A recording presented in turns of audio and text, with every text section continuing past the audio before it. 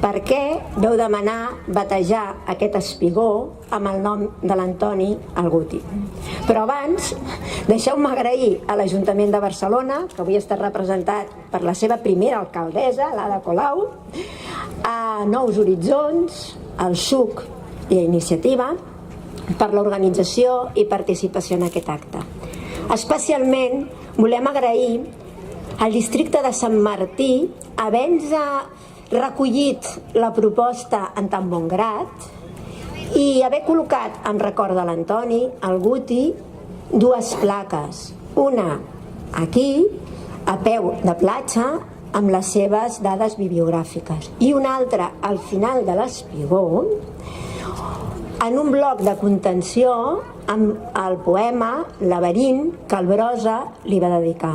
Vam tindre molt clar que el que nosaltres volíem era que aquest espai tingués alguna cosa a veure o amb el seu caràcter o amb la trajectòria de la seva vida.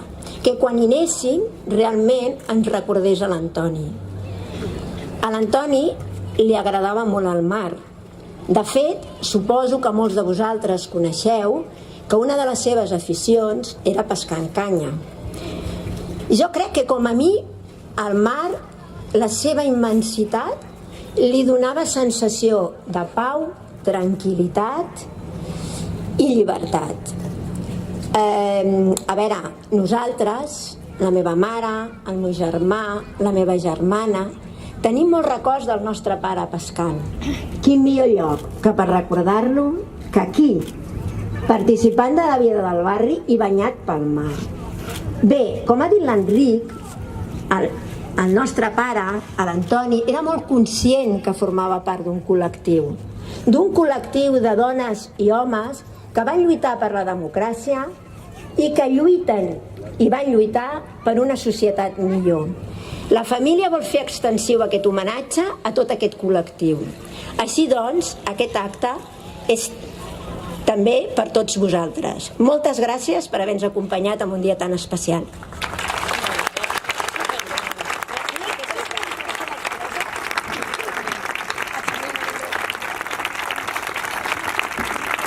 Que ens acompanyi aquesta calidesa i aquest sol per un acte bonic, un acte emocionant, un acte de record, de tendresa i de reconeixement, un acte de memòria històrica d'una persona referent i molt important per tots nosaltres i pel conjunt de la ciutat. En record del Guti com un acte de justícia i de memòria i d'afecte, però també com un acte de reconeixement a molts i moltes de les que esteu avui aquí.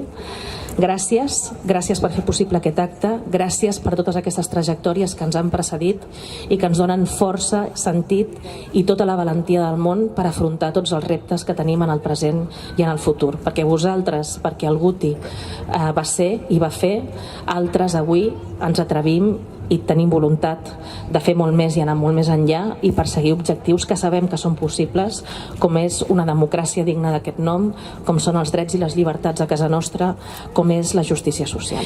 I evidentment hem d'impulsar projectes nous, espais nous, com de fet actualment molts dels que estem aquí estem impulsant, però que siguin espais nous perquè responguin al món actual no vol dir que no sapiguem d'on venim. Al contrari, només podrem impulsar nous projectes polítics amb sentit i amb objectius clars si sabem d'on venim i sabem qui ens ha precedit i sabem qui són els nostres referents.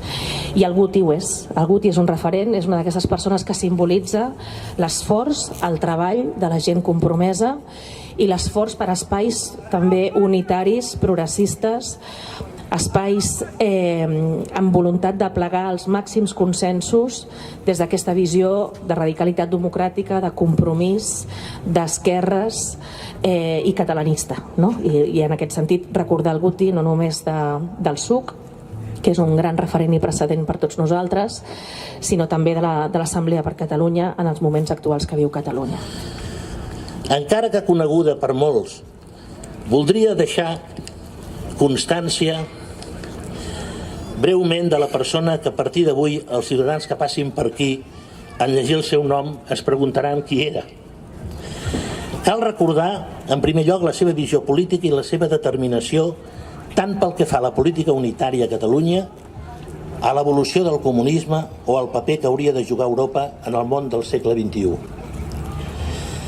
Des d'aquell dia de 1959 en què el seu veí, el poeta José Agustín Goytisolo, el va posar en contacte amb el SUC a través del doctor Jaén, fins al seu traspàs l'octubre del 2006, la seva vida va estar lligada a aquest partit i en els darrers anys a Iniciativa per Catalunya Verds.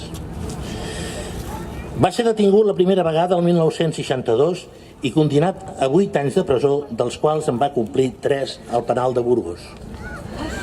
Allà conviurà amb Julián Grimau fins a l'execució d'aquest, qual cosa li provocarà una forta emoció que el determinarà, si no ho estava ja, a emprendre una vida militant totalment lligat al combat polític.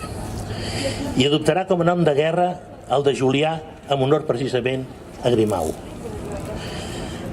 Es convertirà en la mà dreta de Gregorio López Raimundo i teixirà amb intel·ligència i sensibilitat la política unitària de les forces antifranquistes.